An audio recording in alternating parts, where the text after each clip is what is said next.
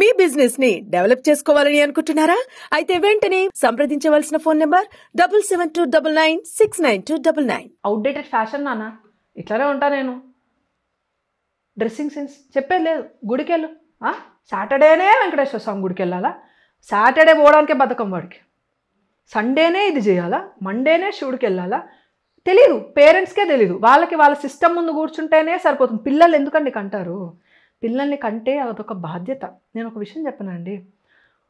ఒక జిజియాబాయి తన లైఫ్ టైంలో తన కన్న కొడుకుని ఛత్రపతి శివాజీ మహారాజ్ లాగా తయారు చేసింది. అదే ఇంకొక తల్లి చిన్నప్పటి నుండి ఆవును ఎలా చంపాలి, ఇతర ధర్మస్తులు ధర్మాన్ని పాటించే వాళ్ళ మీద బాంబులు ఎలా వేయాలి అని తయారు చేసి ఇంతమంది ముస్లిం పిల్లల్ని తయారు చేసిందండి. ఏ తల్లి గొప్పది మీరు నాకు చెప్పండి. చిన్నప్పటి నుండి శత్రుత్వాన్ని నారుబోసిన ఈ తల్లి గొప్పదా, లేకపోతే ధర్మం కోసం యుద్ధం చేయమని చెప్పిన ఈ తల్లి గొప్పదా? మీరు చెప్పండి. ఒక్క ఛత్రపతి శివాజీ మహారాజ్ సరిపోడా అండి ఇన్ని కోట్ల ముస్లింలకి? మీరు ఒకసారి చెప్పండి.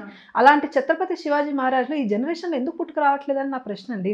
అలాంటి ఝాన్సీ లక్ష్మీబాయి లాంటి వ్యక్తులు నేను బయటికి వెళ్ళాలి, ఇంట్లో నన్ను ఎందుకు అనదొక్కుతున్నారు, నేను వంటింటికి women should not stay in the kitchen, she is not a housewife, she is not wife of the house అని పెద్ద పెద్ద యాక్టివిస్టులు వచ్చి మాట్లాడతారండి.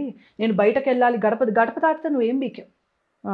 ఝాన్సీ లక్ష్మీబాయి లాంటి వ్యక్తులు గడప దాటి శత్రువుల్ని సంహరించి ధర్మాన్ని నిలిపారు. నువ్వేం చేసావు?